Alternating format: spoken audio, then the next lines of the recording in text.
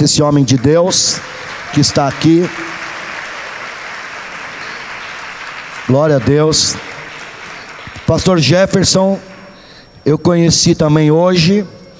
Mas você sabe, quando você tem homens de Deus, amigos, são verdadeiros amigos, não é? Quando alguém diz: pastor, dá para você receber o pastor Jefferson aí? Eu falei assim: você conhece? Ele diz: conheço, então pode mandar. Então, o pastor Anderson lá da Flórida, né? Falou: recebe o pastor Jefferson aí, pastor Márcio. Eu disse: amém, não é? Antigamente na igreja de Atos era assim, né? Paulo falava isso, né? Receba aí o meu irmão tal, fulano de tal, pode te receber na sua casa. É assim que tem que ser, né? A igreja apostólica. E hoje, da tarde para agora à noite, eu pude conhecer um pouquinho, travamos assim um bate-papo muito gostoso com o pastor Jefferson, e eu já tenho uma análise, não é? Pastor é uma pessoa doce, né? É algo do Espírito Santo de Deus. E eu louvo ao Senhor pela tua vida aqui. Para nós é um privilégio recebê-los aqui. Muitos que estão aqui são líderes, ou quase todos. Na verdade, todos são líderes. Amém, irmãos? Líder não é aquele que tem um cargo. Líder é aquele que está disposto a fazer o que Deus mandou. Amém? Quantos estão dispostos a fazer o que o Senhor mandou? Hein? Então você é um líder. E o pastor tem a liberdade de falar conosco. Nós estamos com o coração aberto. Mas antes de nós recebermos, nós vamos dar. Quantos podem ficar em pé agora, estender as suas mãos para cá, para nós abençoarmos a sua vida, sua família, sua esposa que está lá nos Estados Unidos, seus filhos que alguns estão no Brasil. Vamos orar ao Senhor. Pai, nós queremos, como igreja, abençoar a vida do teu servo pastor Jefferson. Senhor, o Senhor conhece o seu caminhar, o Senhor conhece, Senhor, toda a sua vida, e sabe também que ele necessita, Senhor, mais e mais de ti, em várias áreas que o Senhor conhece. Pai, ainda que eu não o conheça, eu quero dizer que ele é o teu filho, mas também é meu irmão. E como irmão em Cristo, como igreja do Senhor, como corpo de Cristo, nós os abençoamos. Nós abençoamos o teu filho. Profetizamos toda sorte de bênçãos deste andararraia. Sim, meu Deus, toda vitória de Deus, toda saúde, aleluia, no seu corpo, todo ânimo dos céus e toda revelação para a tua palavra nesta noite, em o nome do Senhor Jesus. Amém. Amém. Amém. Obrigado. Tá bom. Os irmãos podem assentar. Graça e paz a todos em nome de Jesus Cristo. Amém. Obrigado, pastor Márcio. Obrigado, pastora. E obrigado, igreja. Eu sou muito grato a Deus pelo privilégio que Ele tem me dado de poder servi-lo, segui-lo, e por estar aqui nessa noite para poder ouvir do Senhor junto com os irmãos. Ele é a mensagem, Ele é a palavra, e eu quero junto com os irmãos receber mais do meu Senhor nessa noite. E eu louvo a Ele por estar aqui. Muito obrigado. Amém? Mas antes eu quero dizer duas coisas. A primeira é um sentimento profético que Deus colocou no meu espírito enquanto a gente louvava, né? Eu percebi, o Senhor trouxe muito claro para mim a unção, o óleo fresco que está sobre essa igreja, sobre vocês. Há um óleo precioso, há uma presença preciosa do Senhor movendo dentro de vocês e sobre vocês. E o Senhor me fez lembrar da viúva que foi até o profeta Eliseu. Seu marido havia morrido e um credor veio para levar seus 2 filhos como escravos. Ela tinha apenas uma botija de azeite. E o profeta falou para ela sair aos vizinhos para trazer vasilhas. E ela fez. Os irmãos devem conhecer a história. Penso eu e quero crer que todos nós conhecemos. E ela trouxe, e ela ia derramando, e as vasilhas foi enchendo. E depois ela pagou a dívida. E ela... Amém. Vocês estão me ouvindo aí? Está dando para ouvir? Acho que está bom. Posso continuar, pastor? Tá. Então ela pagou a dívida e viveu com o resto, com os seus 2 filhos. E Deus me mostrou de uma maneira tão clara, meus irmãos, que o óleo está aqui. Amém? A botija está aqui. E o Senhor tem trazido vasilhas, mais vasilhas. E essas vasilhas representam cada um de nós. Porque o Senhor, nós temos uma dívida com essa cidade chamada Diadema. Uma dívida de mostrar o amor de Cristo, a vida de Cristo, a santidade de Cristo, a unção de Cristo, o poder de Cristo, o poder do nosso Deus que está em nós. E o Senhor vai usar você mais e mais nessa cidade. Diga isso para o seu irmão ao seu lado: você é uma vasilha cheia do óleo que vai pagar essa dívida à cidade de Diadema, para que Diadema seja cada vez mais alcançada, salva e cheia da glória de Deus. Amém? No nome de Jesus. Amém. Quero falar para os irmãos e ouvir com os irmãos a respeito de 3 simples verdades. A primeira, você já parou para pensar qual é a obra de Deus? E como nós podemos fazer a obra de Deus? Os judeus interrogaram o Senhor Jesus. Eles perguntaram a Ele: que faremos para realizar as obras de Deus? Isso está lá em João 6, me parece capítulo 6, versículo 28. Eles fizeram essa pergunta para o Senhor Jesus: como nós podemos realizar as obras de Deus? Você já fez essa pergunta para Deus? Senhor, como eu posso realizar a sua obra? Hoje, na minha geração, aqui em Diadema, aqui na igreja Rema, nessa cidade, eles queriam realizar as obras de Deus. E a resposta do Senhor Jesus foi muito simples e muito clara, muito objetiva, muito prática. Jesus respondeu: a obra de Deus é esta, que creiais naquele que foi enviado por Ele. Fala para o seu irmão: a obra de Deus é esta, creiais naquele que foi enviado por Deus. Quem foi enviado por Deus? Amém? Então a obra de Deus é Jesus Cristo. Então fala para o seu irmão: você quer realizar a obra de Deus? Creia que a obra de Deus é Jesus Cristo. Amém? A igreja está inclusa, o evangelismo está incluso, mas a obra de Deus é Jesus Cristo. Agora, nessa obra, abra sua Bíblia em Atos, capítulo 20. Nesta obra de Deus nós devemos crer, amém? Não tem como realizar a obra de Deus se nós não cremos que ela é Jesus Cristo. E, irmãos, esse crer foi doado a nós pelo próprio Senhor. A fé foi doada pelo Senhor, né? E em Atos capítulo 20,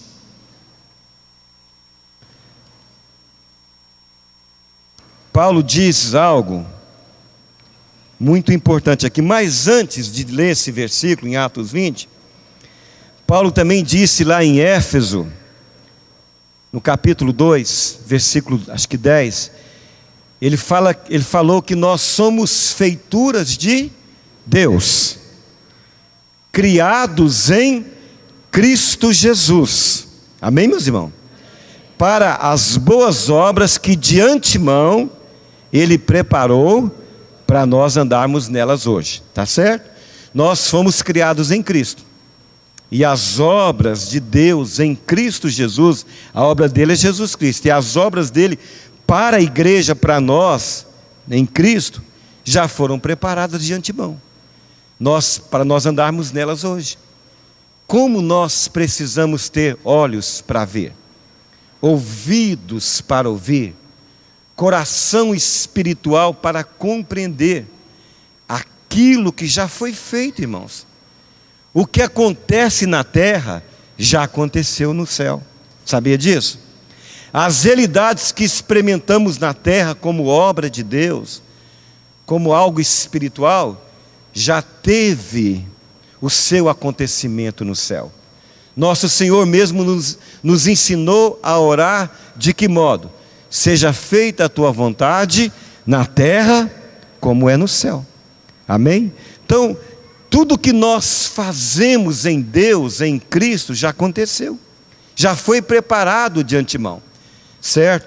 E aqui em Atos capítulo 20, no versículo 24, Paulo diz algo aqui muito especial para nós. Porém, em nada considero a vida, ele está falando da vida dele, a vida natural. Ele não está falando da vida espiritual. A vida preciosa para mim mesmo, contanto que complete a minha carreira. Paulo tinha uma carreira para ser completada. Fala para o seu irmão, você também tem uma carreira para ser completada. Amém, meus irmãos? Todos nós temos uma carreira para ser completada. E ele também diz, e o ministério que recebi do Senhor Jesus, para testemunhar o evangelho da graça de Deus. Então a vida do apóstolo a vida natural deixou de ser importante, deixou de ser prioritária, deixou de ser preciosa aos seus próprios olhos. Por quê? Porque ele queria completar a sua carreira em Cristo. Por quê? Porque ele queria completar o seu ministério, fazendo o que? A obra do evangelho em Jesus Cristo. Paulo tinha um ministério. Você tem um ministério. Eu tenho um ministério. Nós todos que aqui estamos, se estamos em Cristo, temos um ministério. E muitas vezes, meus irmãos, nós ficamos meio confusos. Qual é o nosso ministério? Né? Alguns até respondem assim, na sua limitação, na sua fraqueza, na sua falta de compreensão. Eles até se protegem, falam, não, pastor, meu ministério não é esse. Já ouviu essa conversa na igreja? Né? Meu ministério não é esse. Meu ministério é evangelismo, meu ministério é cantar, meu ministério é socorro, meu ministério é apacentar, meu ministério é a célula apenas. E quando nós falamos isso, não temos uma compreensão de qual é verdadeiramente o nosso ministério, nós ficamos limitados. Paulo tinha um ministério, e ele cumpriu o seu ministério. Você também tem um ministério, e no nome do nosso Senhor Jesus Cristo, e para a glória dele, você vai cumprir o seu ministério. Amém? Olha o que Paulo disse para Timóteo. Vamos lá em 2 Timóteo capítulo 4.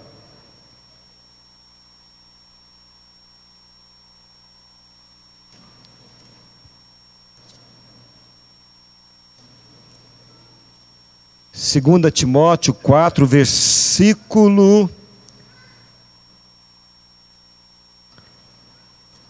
Estou chegando lá. Versículo 5. 2 4, 5. Tu, porém, ele disse, sê sóbrio em todas as coisas. A Bíblia trata muito dessa palavra no Novo Testamento, a importância da sobriedade. Faz o trabalho, suporta as aflições. O Novo Testamento, como o Velho, mostra muito esse aspecto também, essa realidade da vida. A vida, ela é constituída também por aflições. A vida não é construída só em bênçãos. O Senhor Jesus mesmo nos advertiu, no mundo passareis por aflições. Mas eu estou dizendo isso para vocês, para que vocês tenham paz, porque eu venci o mundo, e porque Ele venceu o mundo, nós somos hoje mais do que vencedores. Então, Paulo disse para Timóteo, suporta as aflições. Fala para o seu irmão que está ao seu lado, né, um líder tão precioso para o Senhor. Ele é um líder precioso, você é um líder precioso. Fala, suporta as aflições que você passa. Amém? Glória a Deus. Faz o trabalho de um evangelista. O evangelista leva as boas novas. Não é verdade? O evangelho é o poder de Deus, é a boa nova em nosso Senhor Jesus Cristo.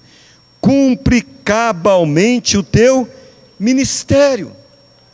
E pode acreditar, Timóteo cumpriu cabalmente o seu ministério. E ele começou, assim, aparentemente muito desqualificado. Era jovem, era tímido, aos olhos de muitos, né? Timóteo era muito novo, era tímido. Paulo fala para ele ser ousado. E tinha uma enfermidade que era frequente. E por isso ele tinha que tomar sempre vinho, né, terapêutico, né, saudável, para eliminar a enfermidade que estava sobre o corpo dele. E Deus usou tremendamente Timóteo. E ele cumpriu cabalmente o seu ministério. Qual que é o seu ministério? Quando eu me converti em 1980, os primeiros 2 anos, 81, 82, eu fui para a escola bíblica. 83, eu fui para Campo Grande ajudar a plantação de igreja, começar o segmento chamado Comunidade Evangélica no Brasil, Campo Grande e nas cidades do Mato Grosso do Sul. E por ter sido viciado, drogado durante quase 10 anos, 9 anos, mais de 9 anos e meio, quase 10 anos, quando eu me converti, meu ministério foi muito evangelístico. Em Goiânia, nesses dois anos que eu fiquei lá. Depois em Campo Grande, a gente fazia cultos nas praças, passava filme de Jesus, íamos para a escola, o pastor trazia a palavra, um médico falava sobre as drogas, os vícios. Naquela época era aquele negócio que tinha, como é que é o nome? Não é o retro, tinha até que botava slide, isso, era slide. E eu dava meu testemunho, ia para os quartéis. Campo Grande é uma cidade, né, que ali tem um lado da Bolívia que chega a Campo Grande, e tem um lado do Paraguai que chega a Campo Grande, né, rota de tráfego. Então ali tem muito quartéis em Campo Grande. E a gente fazia evangelismo quase todo dia em quartéis, em casas, na praça, como eu disse, em escola. Eu ia para a rua, eu não conseguia dormir, eu tinha uma meta de evangelizar 5 pessoas no dia.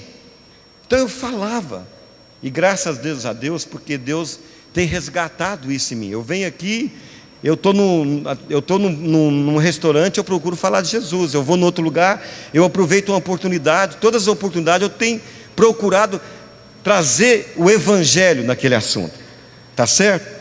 Naquele tempo o meu ministério era evangelizar. Aí eu volto para Goiânia, em 87, fui cuidar de uma reunião de libertação e morar no Instituto Bíblico. Eu era solteiro ainda para ser monitor, Instituto Bíblico Interno, e dar aula também.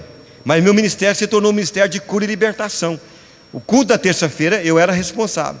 Era expulsar demônio, todo culto caía em pessoa endemoniada.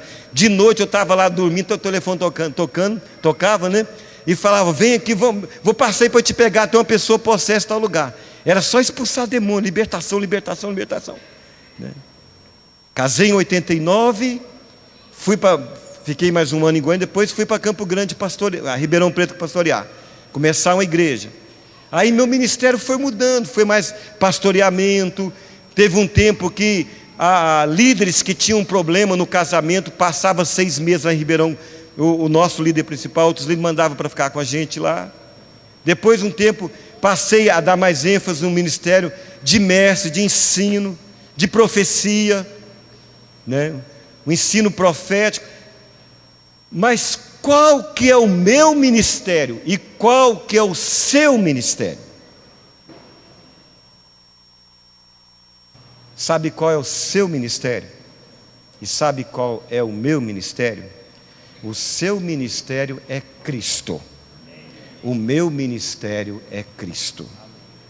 O nosso ministério, todos que aqui estão, é em Cristo. Pode acreditar.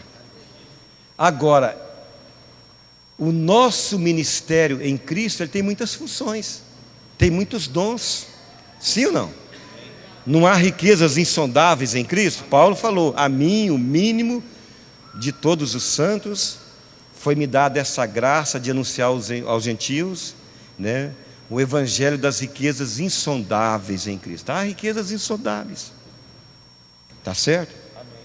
O Cristo que está em nós, Ele é apóstolo.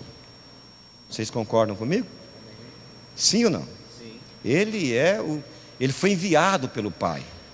Ele é o primeiro apóstolo. Ele é o supremo apóstolo, apóstolo dos apóstolos. O Cristo que está em nós é profeta. Sim ou não? Amém. O Cristo que está em nós é evangelista. O Cristo que está em nós é pastor. O Cristo que está em nós é mestre. E todas as demais funções, os dons, os talentos, nós vemos no Novo Testamento, no Velho Testamento, tudo está em Cristo. Concordam comigo? Amém. O Espírito Santo que vive em nós é o Espírito de Cristo. Ele e Cristo são um. Ele e Cristo é Deus. Deus é um só, e Ele é Pai, é Filho e Espírito Santo. Ele subsiste como Pai, Filho e Espírito Santo, mas é um. Então não há separação entre o Cristo e o Espírito Santo. E o Espírito Santo que está em nós também é apóstolo, profeta, evangelista, pastor, mestre, socorro, milagres, enfim. Qualquer que seja a função ou o dom, eles são, pertencem a eles. E neles está plenamente. Agora, em você e em mim, eles estão. E Deus não nos deu o Espírito em medida. O Espírito que está em mim e você é pleno. É um, é abundante. Agora, nós temos nossa limitação. Nós temos a nossa limitação, é verdade. Vou falar um pouquinho sobre isso daqui a pouco, mais na frente. E pela nossa limitação, nós movemos limitadamente nas funções, nos dons que há de Cristo em nós. Latente e potencialmente está tudo aqui no nosso espírito, porque em nosso espírito reside o Espírito Santo. Agora, o Senhor pode usar o irmão aqui em certo momento como um apóstolo, numa célula, de uma certa forma, numa medida limitada. Ele está exercitando o quê? Ele pode estar exercitando uma ação apostólica lá, abrindo a célula. Mas não abre um evangelista? Também. Mas ele vai passar a visão da igreja, ele vai mostrar ali as marcas do apóstolo, ele vai mostrar ali que ele vive realmente operando nos dons, nos milagres que o apóstolo opera. Deus faz milagres através dele lá na célula, ou em outro lugar que ele for. Ele pode ser usado como profeta. O profeta fala do futuro, sim, fala. E tudo que ele fala do futuro hoje, o profeta tem que estar de acordo com esse livro. Não pode estar fora desse livro. Mas o profeta também, ele exorta, ele consola e ele edifica. E a exortação dele não é descer a gente tem uma ideia de profeta, que o profeta desce o rei, né? Você sabe o que é rei em Goiás? Lá não sei se é o chicote. Não, exortar é levantar o ânimo, né? A pessoa está totalmente abatida, desanimada. A palavra profética, o espírito da profecia levanta a pessoa de novo. Ele pode consolar. Ele pode ser um evangelista também, claro. Anunciar as boas novas, falar de Jesus, ser uma pessoa que leva outros a Jesus, como Filipe levou Natanael a Jesus. Sim, ele pode ser pastor, apacentar, pastorear, aconselhar. Todos aqui podem pastorear, concordam? Lá no seu trabalho, alguém está triste, está angustiado, teve uma perda grande, está tendo um problema familiar, abre o coração para você, você vai ouvir e vai apacentar, vai pastorear, vai aconselhar. Todos podem ensinar aqui ser mestre, o amado aqui também. O mestre ensina, o mestre leva as pessoas cada vez mais a viver em Cristo, Porque o propósito de um mestre é ser discipulado e levar outros a serem discipulados também. Ensina a palavra para que nós possamos ouvir e praticá-la. Amém, meus irmãos? Agora, faz assim com a sua mão. Nossa mão aqui, ó, 5 dedos, tem uns 5 ministérios, certo? 5 ministérios. Pode abaixar, muito obrigado. O apóstolo, segundo o modelo natural, a percepção natural, é o super-homem, né? É aquele que tem que ficar, a palavra dele é a última palavra, é infalível. Mas essa é a percepção natural humana. Na percepção de Deus, o apóstolo é o menor, é o mais servo, é o que mais se doa, é o que mais reparte, é o que é mais desprendido, é o que mais expressa a vida de Cristo. E o apóstolo na nossa mão é esse dedo aqui, ó. Faz assim com esse dedo seu. Aqui, ó, com esse dedo você faz isso. Você faz isso, você faz isso, você faz isso. Tenta fazer com o outro. Com esse aqui, ó. Ai, cheguei lá. Não é com esse aqui. Esse aqui nem dá. Não é difícil? Com esse aqui você toca fácil. O apóstolo, ele tem uma dilatação maior para mover ministerialmente nos outros ministérios. Esse aqui, faz assim. Esse é o profeta. Sai apontando, lá é o caminho. Não é apontando para ficar julgando não, né? Ó, você não presta, você está assim, você está assado, não. Apontar o caminho, né? O profeta. Esse aqui é o evangelista, é o maior no sentido porque é número, né? Ele é crescimento. É o dedo maior, né? Não é verdade? Esse aqui, ou esse aqui, é o dedo da aliança. Quem casa com a igreja? Hã? Qual dos ministérios, quem que casa com a igreja?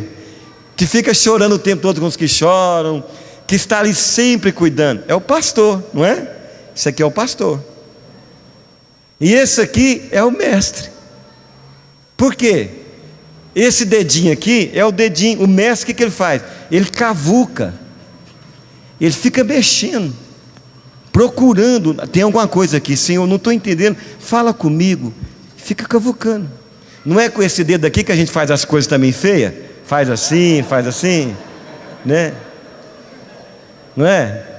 Então esse aqui é o mestre. Tá certo?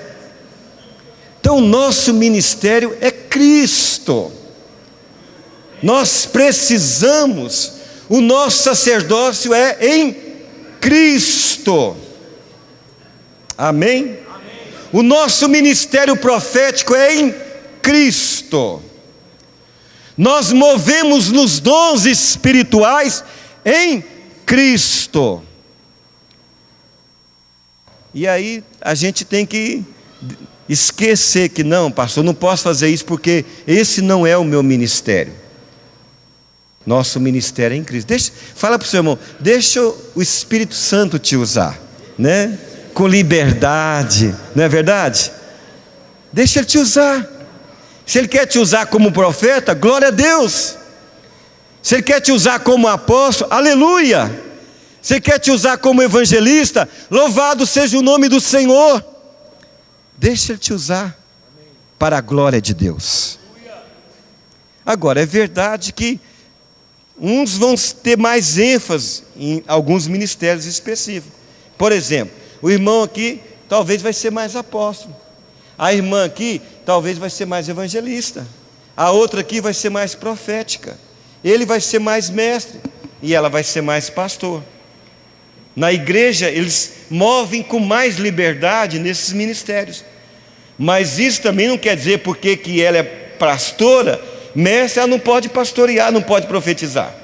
Deixa Deus te usar nas outras funções, nos outros dons.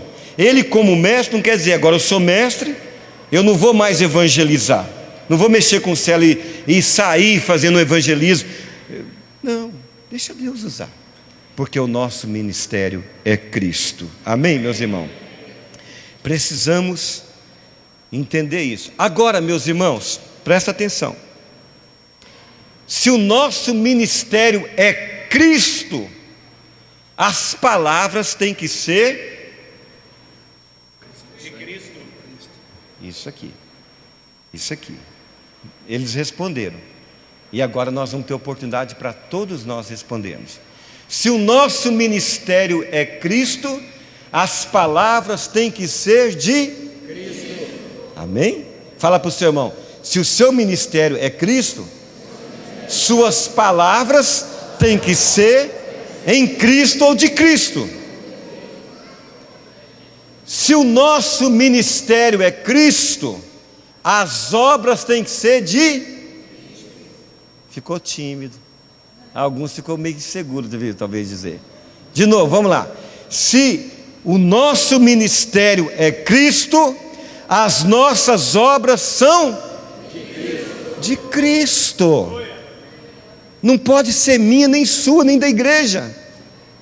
As obras da igreja é em Cristo, é de Cristo. Está claro isso, irmãos?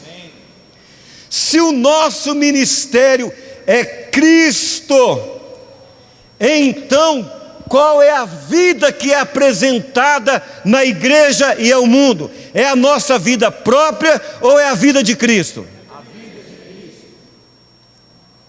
Amém? Amém. É essa vida que se manifesta. É esta vida que se expressa. É a vida substituta. Ele nos deu vida. Aleluia. Quando nós estávamos mortos em nossos delitos e pecados. Essa vida tem que se expressar nas palavras, nas obras, nas motivações, nas ações, nas circunstâncias. Como vamos reagir? Em Cristo ou em nós mesmos? No olhar, no tocar, de todos os modos, essa vida tem que ir aparecendo, manifestando. Amém? O ministério é Cristo.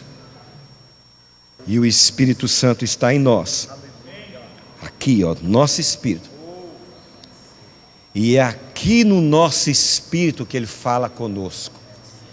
É aqui no nosso espírito que Ele mostra. A vida espiritual não está no corpo mortal. Ela vai manifestar no corpo mortal. A vida espiritual não está na alma. Ela vai manifestar na alma. A vida espiritual está no Espírito. Amém. E é no Espírito que nós vamos ouvir as palavras de Cristo para comunicar as palavras de Cristo. E é no Espírito que nós vamos ver as obras de Cristo para realizar as obras de Cristo.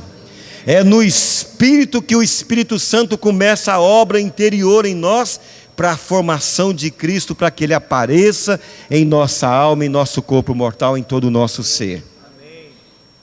Quantos estão entendendo? Amém. Então, o nosso ministério é Cristo. Agora, vocês vão concordar comigo com o que eu vou dizer agora. Presta muita atenção. Na história da igreja, principalmente na nossa época, porque hoje a gente tem muita informação. Hoje tem uma facilidade imensa da gente saber o que está acontecendo em toda a terra. A internet mudou o mundo, vocês sabem disso. Foi um divisor de águas. Como foi um divisor a queda do muro de Berlim. Como foi um divisor a queda das duas torres em 2001 lá em Nova York. Tudo isso mexeu com o mundo. E a internet mexeu. Hoje tudo é globalizado. A gente capta informações muito rapidamente. E, obrigado, querido. E escute o que eu vou dizer. Há muitos líderes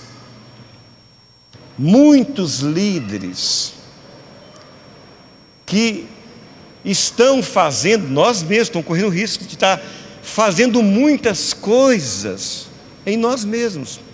E a gente vê os resultados aí. Os escândalos, as distorções doutrinárias, sim ou não? Sim ou não? A gente tem ouvido e visto, falar de tantas coisas. Por quê? Porque as pessoas estão tentando realizar as obras do Senhor pela mente natural, pela sua emoção. Há muito sentir e muito realizar no sentir. Agora, o importante é, sentir é bom? É bom sentir, mas o importante é que os nossos sentimentos que vai produzir realizações sejam sentimentos em Cristo Jesus.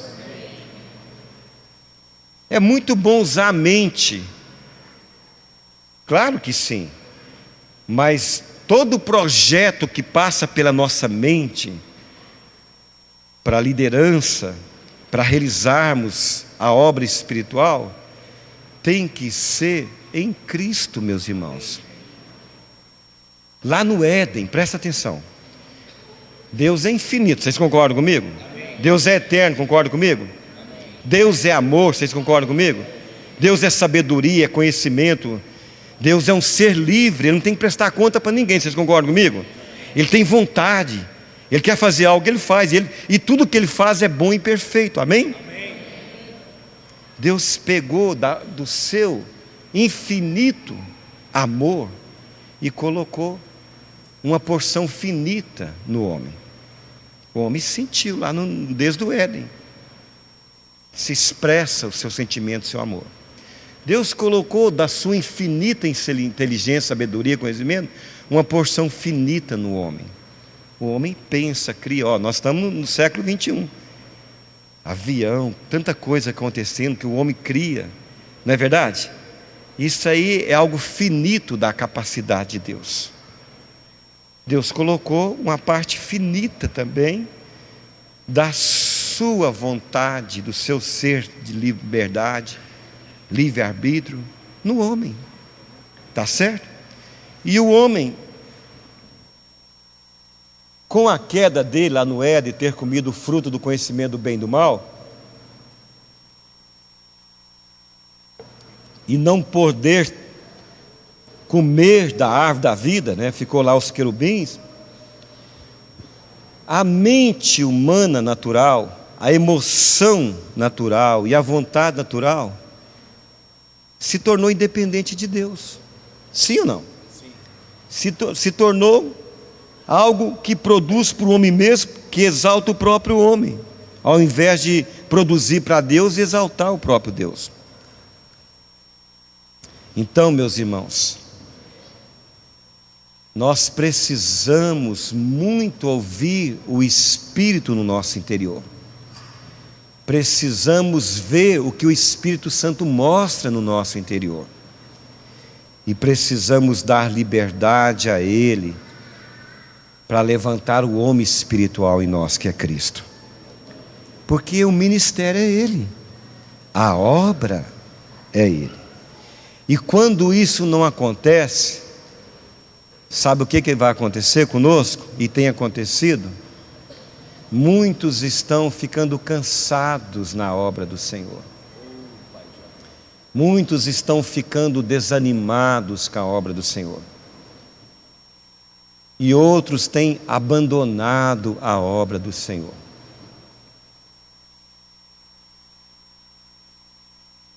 Muitos aqui são jovens. Talvez você está num momento de entusiasmo, de encorajamento. Mas escutem, como você está hoje, muitos outros preciosos estiveram um dia e eles cansaram. Você sabia que tem pastores em hospitais psiquiátricos? Líderes que quando falam em cuidar de igreja dá um desespero. Não fale gente comigo não quero saber de igreja não quero saber, porque eles cansaram. Muita decepção. Fala para a pessoa ao seu lado, na obra a gente tem muita decepção. Lá na sua célula você vai ter muita. Não estou profetizando aqui coisa ruim para você não, por favor, não leve em conta dessa forma. Estou dizendo que é a realidade. Você vai ter muita bênção, muita alegria. Você vai ver muitos frutos, vai se alegrar no Senhor. Mas também muitas coisas nos decepcionam. Muitas coisas que acontecem deixam a gente cansado, estafado. Agora eu pergunto para vocês: o Cristo que está em nós cansa? O Cristo que está em nós fica decepcionado com as pessoas?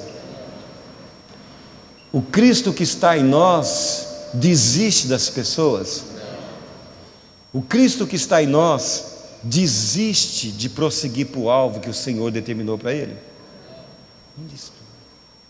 Irmãos, pensa bem naquele momento em João 13, diante de 12 homens. Ele é o segundo homem. Jesus é um homem, mas ele também é o Deus homem. É o verbo que se fez carne, é a palavra viva. Aleluia. É Deus que tabernaculou entre nós, cheio de graça e de verdade. Ali é Deus, irmãos. Agora veja, ele olha para 12 homens, que ele caminhou com eles 3 anos e meio. Deus olhando, o homem olhando, mas Deus também olhando. 3 anos e meio, se doando, se dando. E lá começa dizendo que ele, tendo amado os seus, amou até o fim. Aí ele pega, se veste uma roupa de baixo, pega uma toalha, uma bacia de água, e é um momento na Bíblia, irmão, onde Deus se ajoelha diante de 12 homens para lavar os pés. E olhava para esses homens, olhava: esse aqui vai me trair, esse aqui vai me negar 3 vezes, mas vai voltar, e todos vão me abandonar, mas vão voltar. Só esse que me traiu não entendeu, porque quando ele veio a mim para me entregar, eu sabia que ele viria, e eu olhei para ele da mesma forma que eu sempre olhei. Eu não corei, não fiquei vermelho, não olhei com raiva. E quando ele chega para me beijar, eu não vou e faço repulsa. Não há uma rejeição.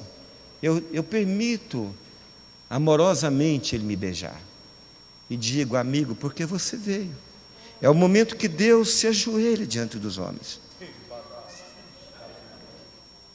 Na vida natural nós não fazemos isso. O Cristo que está em nós faz. Por isso que a gente tem que viver esse ministério, porque senão a gente cansa, desiste. Não quero saber mais, estou cansado de igreja, estou cansado de cuidar de célula, de cuidar de pessoas. Irmãos, um dia a gente tem, o pastor Marcelo tem um livro precioso, Maldição das Expectativas. Não sei se você já, quem não leu, até sugiro, um livro precioso. A gente tem tanta expectativa nas pessoas, e as pessoas, escutem, às vezes é por lado da maldade mesmo, da árvore, do fruto do mal, mas às vezes é por ignorância, por nem perceber, elas agem na fraqueza maldosamente. E a gente tinha tanta expectativa, e aí a gente vai e fica frustrado, não consegue mais relacionar bem com aquele liderado, ou com aquele líder nosso, porque não supriu a nossa expectativa. Cristo não é assim, meus irmãos. Vocês lembram do discurso em João 6? A maioria rejeitou: nós não podemos comer a carne e beber o sangue. Dura esse discurso, foi embora. Aí ele olha para os 12 e pergunta: vocês também querem ir? Eu não teria coragem de perguntar isso para os 12. Eu teria dado um jeitinho brasileiro de ficar com os 12. Não vai embora não, por favor, fica comigo. Jesus teve a coragem de perguntar: vocês também querem ir? Por quê? Porque ele era livre, irmãos. Era tão bom eles ficarem, era bom para eles, mas ele era livre para prosseguir, sempre prosseguindo. Jesus nunca cansou no ministério, irmãos. Nunca cansou. E um dia, meus irmãos, Deus trouxe a luz para mim. Mas antes de eu contar a luz que Deus trouxe para mim, eu vou contar um testemunho para vocês. Vocês sabem o que é testemunho? Sabe, né? Todo mundo sabe o que é testemunho, né? Então eu vou contar um testemunho meu. Minha esposa e eu ajudamos um casal. Estava sem casamento acabado. A gente ajudou. Deus ajudou eles através de nós. Vamos corrigir a frase. Deus fez algo através de nós para aquele casal. Acho que essa é a maneira certa de falar. E aí, houve a reconciliação, perdão. Passou-se anos perto de nós. Deus nos usou para ungí-los como obreiros, diáconos. E depois, lá na frente, a crise voltou. Eles entraram em crise com eles, um com o outro. E quando entra em crise, é a síndrome do Éden. A culpa sempre é do outro.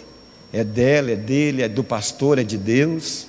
E aí procurou culpa em mim e na minha esposa. Levantou falsas acusações, injúrias. E ficou ruim para eles, porque a igreja conhecia a gente. Eles acabaram saindo da igreja.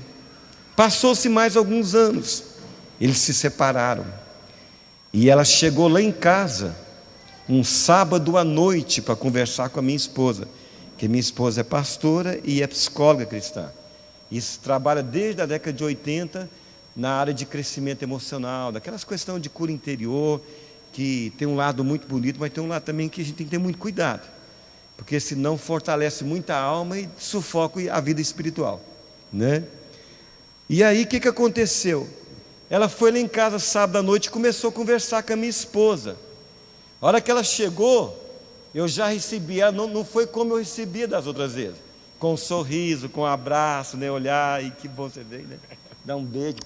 Não foi isso não, eu já me armei tudinho, já botei toda uma armadura aqui, né? E fui para o quarto para não ficar vendo, né? As duas versões, fui lá para o quarto. E deu hora, e minha esposa, essas pessoas assim, ouve demais, minha esposa ouve demais, é uma conselheira. E aí ficou ouvindo, e eu lá no quarto, não há guerra, irmãos, né, brigando. Deus, eu vou pregar amanhã de manhã, minha esposa, essa mulher não vai embora, como é que essa mulher tem coragem de vir aqui em casa?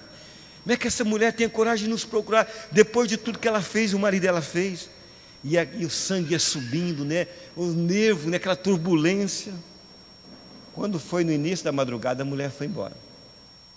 Minha esposa entra no quarto, da mesma maneira que sempre entra. Eu soltei jacaré, cobra, fui soltando, né? Uma metralhadora. E a minha esposa olhando para mim, aquele olharzinho dela, né? Ouviu. Quando eu terminei, irmãos, ela virou para mim e falou assim: você acabou? Eu falei: você quer mais? Não, estou te perguntando se você acabou. Se você tem mais para falar, pode falar. Depois estou te ouvindo. Não, já acabei, né? Aí ela virou para mim e falou assim: bom, isso aconteceu não tem muito tempo não, irmãos. Ela falou: bom, nós estamos casados há quantos anos? Você sabe que eu sempre fui assim. Então eu vou repetir para você o que você já sabe. Tudo que eu faço para as pessoas, eu não faço em primeira instância para elas mesmas. Eu faço para o meu Senhor.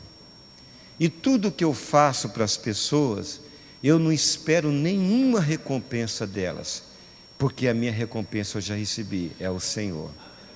E se ela voltar amanhã e fazer pior contra a minha vida, e se ela vier me procurar de novo, eu vou fazer por ela o que eu fiz hoje, porque o Deus que vive em mim jamais vai excluir ela. Ela pode pecar hoje, ir embora, voltar amanhã pecar, e depois ir embora pecar, e o meu Deus que vive em mim sabe que ela pode ir dezenas e dezenas e dezenas de vezes e ir e voltar, mas o Deus que vive em mim nunca vai mudar com ela e nunca vai excluí-la. Então eu fiz para ela e eu quero que você fique sabendo, você gostando ou não, sua esposa é assim e eu não vou mudar, porque a minha recompensa é o Senhor. Foi uma pancada na testa que eu caí, irmãos. Eu caí, aí a minha briga, porque a briga antes era carnal, aí depois a briga se tornou espiritual. Deus, ela está certa e eu que estou errado. Meus irmãos, quando nós fazemos em nós mesmos, mas quando nós fazemos em Cristo, é diferente. E Deus me mostrou algo na palavra que eu quero mostrar para você. Abre sua Bíblia em Hebreus.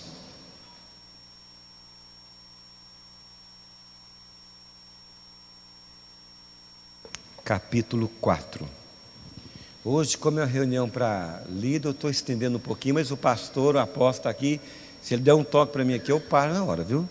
Tá bom? Capítulo 4, eu não vou falar do capítulo todo, mas o capítulo, a ênfase aqui é sobre o descanso de Deus pela fé, tá?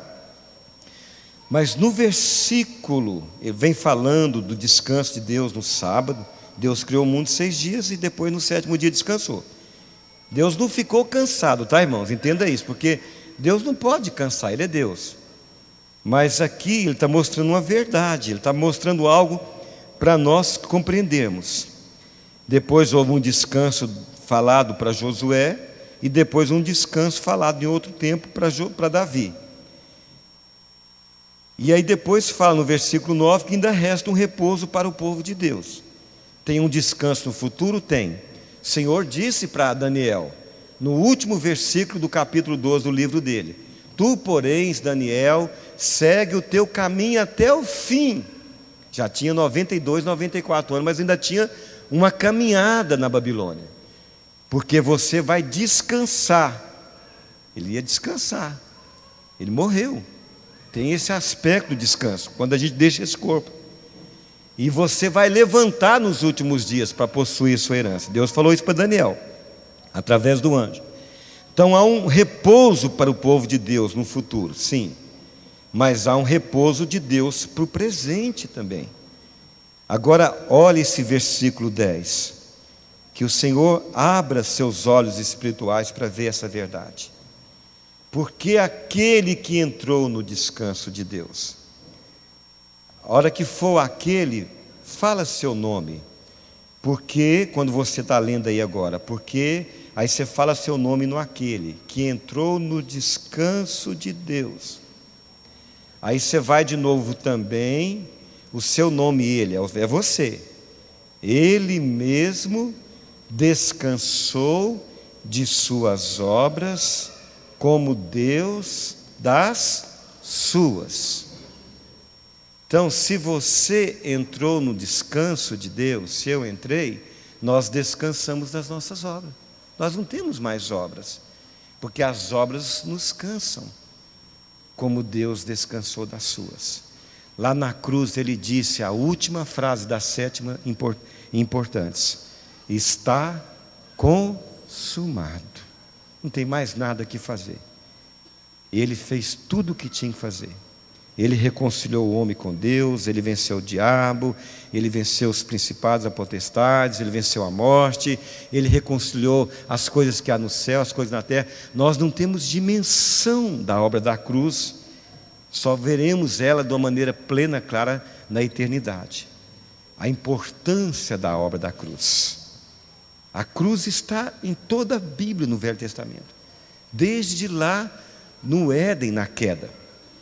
O animal que foi sacrificado, inocente, para cobrir Adão e Eva. Na peregrinação no deserto, você vê a cruz nas 12 tribos no tabernáculo. Se tivéssemos um satélite hoje, como nós temos a tecnologia, 3 tribos para o norte, 3 tribos para o sul, 3 tribos para o leste, 3 tribos para o oeste. E no meio, o tabernáculo, no centro do tabernáculo, os santos dos santos, a coluna de nuvem e a coluna de fogo. Lá de cima, o que a gente vê? Uma imensa cruz peregrinando no deserto. A obra da cruz foi completa, irmãos.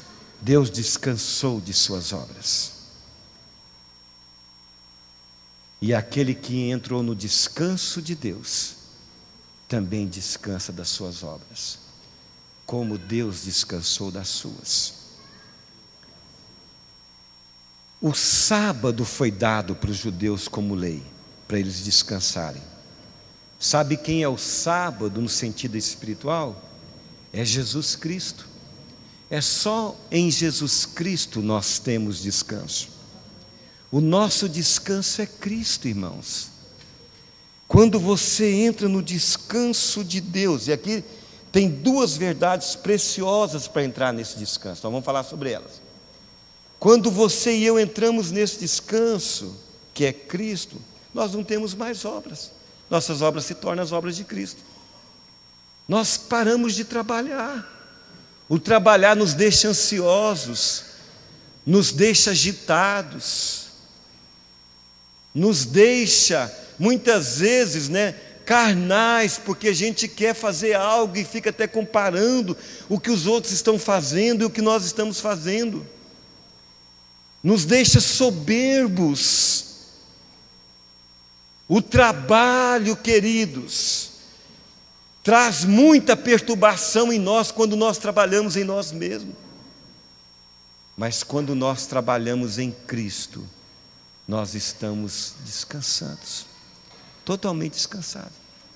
O trabalho para Deus é algo que provoca em você, em mim, todos os dias, vontade de fazer algo.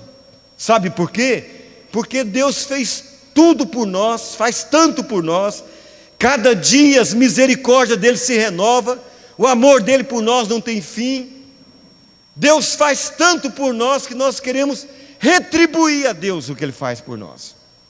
E isso é muito ruim para nós. O querer fazer algo para Deus é prejudicial para nós, porque aí nós não temos descanso. Nós não temos descanso. Todos aqui querem fazer algo para Deus. A vida natural quer fazer algo para Deus e para autossatisfação. Eu fiz algo para Deus. Davi mesmo falou: que te darei por tantos benefícios que o Senhor tem me dado? Deus deu a resposta para ele, ele escreveu: tomarei o cálice da salvação. Jesus falou que os discípulos tomariam o cálice. Ele tomou um que só ele poderia ter tomado, mas o outro cálice todos eles passaram a tomar. Irmãos, quando a gente toma o cálice da salvação, a gente descansa. Aí o Cristo passa a trabalhar em nós, o Cristo passa a realizar em nós, o Cristo passa a produzir em nós, o Cristo passa a frutificar em nós. O que ele nos diz? Permaneçam em mim, eu vou permanecer em vocês, porque sem mim vocês nada podem fazer. Podemos fazer muita coisa, mas faremos religiosamente, faremos carnalmente, faremos humanamente, mas quando fazemos em Cristo é espiritual. E quando fazemos em Cristo, nós descansamos. Se as pessoas nos perseguem, nós descansamos. Se as pessoas nos acusam, nós descansamos. Se as pessoas não respondem como nós gostaríamos que elas respondessem, nós descansamos. Porque é Ele trabalhando através de nós. É Ele vivendo através de nós. É Ele sendo através de nós. E aqui tem duas verdades preciosas. Para entrar nesse descanso, a gente entra pela fé, meus irmãos. É a fé de Deus que está em nós que nos leva a entrar nesse descanso. É o crer que Ele vive em mim. Não mais eu vivo, agora é Ele que vive em mim. É pela fé que eu entro nesse descanso. E você também entra nesse descanso. Amém, meus irmãos? Amém. Ele não está aqui dentro? Sim ou não? Vive dentro de nós. Então, quando eu libero a fé dele, nele que vive em mim, eu descanso das minhas obras, como Deus descansou das suas. E a outra verdade preciosa que diz aqui, está no versículo 11. Fala, sabe o quê? Esforcemo-nos para entrar nesse descanso. E o verso 12 é muito precioso, porque quando nós entramos nesse descanso, a palavra do Senhor, ela está livre para mover em nós. O Espírito está livre para nos guiar a toda a verdade. E é a palavra que separa a alma do Espírito. É a palavra que separa, O que diz no versículo 12 aí? Ela separa a alma do espírito. O que mais que ela separa? Juntas e medulas, e apta para discernir os pensamentos e o propósito do coração. Nosso coração natural é muito enganoso, não é verdade? Os caminhos de Deus não são mais altos que os nossos caminhos, sim ou não? Os pensamentos de Deus não são maiores do que os nossos, sim ou não? E na verdade, se nós não entramos nesse descanso, a palavra não vai separar. É só a palavra que separa o que é alma em nós e o que é espiritual em Cristo em nós. É a palavra que separa a unção do carisma. Muitas vezes nós podemos estar movendo no carisma, e as pessoas podem ter emoção, podem se alegrar, podem chorar, porém, se é no carisma, vai atingir somente a alma da pessoa. Mas quando entra a unção, a pessoa pode chorar, ela pode se alegrar, mas aí o mover de Deus vai fazer mais Cristo manifestar na vida dela, porque é a unção que faz a diferença. É o Espírito do Senhor e a palavra do Senhor que constrói as verdades de Deus em nossa vida. Então, irmãos, nós precisamos nos esforçar. Fala para o seu irmão, você precisa esforçar para entrar nesse descanso. Fala de novo, você precisa esforçar para entrar nesse descanso. O que é esse esforçar? Nós cantamos aqui hoje. Davi falou muito disso. Davi viveu na época da lei, mas ele vivia como se fosse na época da graça. Ele foi um homem que foi muito usado por Deus. A palavra fluiu dele, pela palavra, pelo louvor, pela adoração, porque ele se esforçou para entrar no descanso. O Salmo 131 que ele escreveu, é o salmo que ele nos mostra de uma maneira, por metáfora, como nós entramos no descanso de Deus. Ele disse: Senhor, meu coração não é soberbo, nem os meus olhos são altivos, e nem me ocupo com coisas grandiosas demais para mim. Pelo contrário, eu, fala comigo, eu. Não foi Deus, foi Ele, e é eu e você que temos que fazer isso. Eu fiz calar e sossegar a minha alma. Qual uma criança desmamada no seio da sua mãe, assim é a minha alma para comigo. Fala comigo, a minha alma é assim para comigo. Já viu? Você sabe, né? Uma criança desmamada, acabou de mamar no seio da mãe, está totalmente descansada. Você vê essa criança trabalhando? Você está com uma criança pequena, ela amamentou alguns anos atrás, né? Ainda amamenta? É sua? Amamenta ainda? Não, né? Mas amamentou, né? Quando ela acabar de amamentar, como é que era? Totalmente em paz, dormia, descansar. Ela estava preocupada, ansiosa, querendo fazer alguma coisa, com medo da circunstância em volta, querendo trabalhar? Não, descansando. Assim Davi se tornou com ele mesmo. Sabe o que você e eu temos que se esforçar? Esforçar para que a nossa alma cale-se diante de Deus. E a alma cala, sabe quando, irmãos? Sabe, isso é uma metáfora, sabe quando? Quando você e eu decidimos fazer o que nós fizemos hoje cantando. Mas devemos fazer isso com atitude diariamente no nosso espírito. Eu me rendo.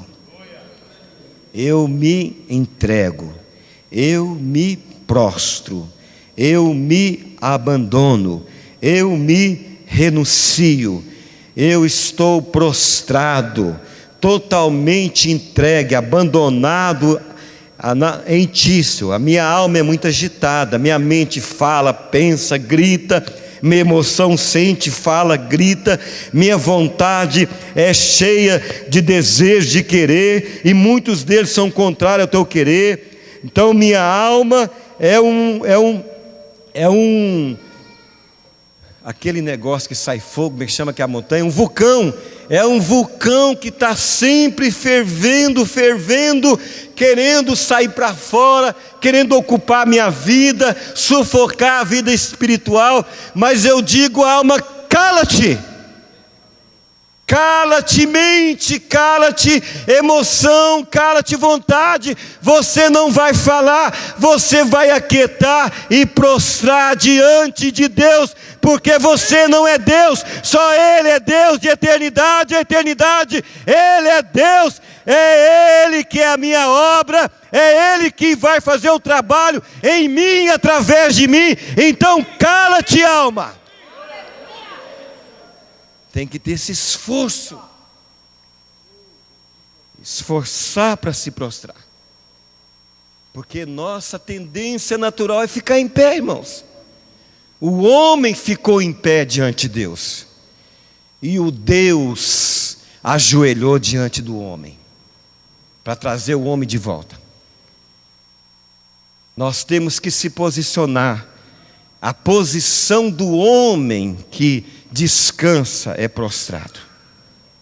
Você está prostrado, você não trabalha, mas aí Ele trabalha em você e através de você. Amém. Maria estava prostrada, ouvindo a parte que nunca é tirada. Eu quero ouvir a parte que nunca é tirada, para mim e para outros, porque eu vivo nesse mundo para servir a Deus. Você vive nesse mundo para servir a Deus. É a posição do leproso que voltou, irmãos. Ele volta curado, né? Dando glórias a Deus em alta voz, e chega diante do Senhor e prostra com o rosto em terra. Sabe o que significa isso no original? Ele volta para a origem. Ele volta para o lugar que um dia o homem saiu. Ele volta para o pó. Porque é nesse lugar que o Espírito Santo levanta o homem espiritual. É nesse lugar que o homem espiritual faz a obra através de nós. É nesse lugar que nós descansamos. É nesse lugar, como Maria depois pega aquele alabastro, que é outra metáfora. É outra metáfora. O alabastro é você, sou eu. O que ela tinha de mais precioso, né? Caríssimo, diária de um trabalhador durante um ano, guardado para um momento especial, seu casamento, muito valioso. É você, sou eu. Você é muito valioso, querido. Quem é o homem para que dele te lembres? Davi escreveu. Quem é o homem para que tu o visites? Você é precioso. Você é algo muito valioso para Ele. Ele desceu para ir na cruz por você e por mim. E quando nós prostramos totalmente, todos próximos de nós vão inalar a vida dele que vai fluir em nós. Aí se cumpre o que Deus disse. Deus disse, né? Lá para Paulo, falando que Ele mesmo, né, das trevas, a luz resplandece. E Ele mesmo iluminou em nossos corações para a glória de Deus, na face de Cristo. Esse tesouro está aqui, ó, em vasos de barro. Quando prostramos, Ele aparece. Quando prostramos, Ele trabalha. Quando prostramos, a obra do Senhor prevalece. Quando prostramos, o fogo virá um dia, não tem como, é inevitável, mas permanece, porque o ouro e a prata e as pedras preciosas estão manifestando. A palha, o feno e a madeira não está manifestando. Está manifestando aquilo que permanece. E o que permanece é Cristo. Tudo passa, mas o Cristo é eterno. E tudo reconcilia nele. E você e eu vivemos nele. Nossa existência está nele. Nossa vida está nele. E eu quero cada vez mais viver essa realidade. viver no meu sábado, no meu descanso. Vamos nos colocar em pé.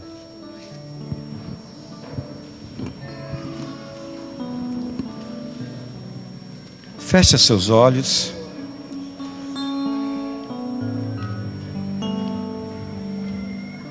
Fala para você mesmo: a minha obra é Cristo. Diga lá para você, lá no seu homem interior: a minha obra é Cristo. O meu ministério é Cristo. Diga isso para você. Ah, Senhor, eu sou em Cristo um apóstolo. Eu sou em Cristo um profeta. Eu movo nos dons, em Cristo eu movo nos dons. E hoje eu estou ouvindo, Senhor, que na minha vida natural, quando eu faço a obra na minha força, no meu braço, eu fico cansado.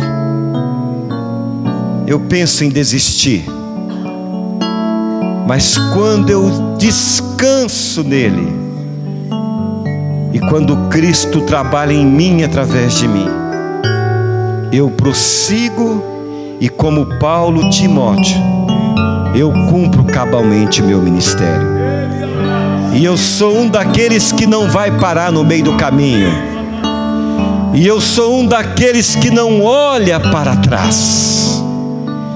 Eu sou um daqueles que prossegue para o alvo, que completa a carreira e que vive em Cristo. Por isso eu declaro que minha célula vai frutificar mais e mais. Por isso eu declaro que a igreja na qual eu estou plantado, chamada Rema, vai frutificar mais e crescer em números na vida de Cristo mais e mais. Por isso eu declaro que cada vez mais a vida do Senhor vai manifestar nos meus irmãos e na minha vida, em nome do Senhor Jesus. Amém? Amém? Quantos querem dar liberdade para o Espírito trabalhar? Faz, Senhor, faz. Meu ministério é Cristo. Se eu quiser fazer em Cristo na minha vida, faça, para o louvor de Deus Pai. Amém? Amém? Deus abençoe vocês em nome de Jesus.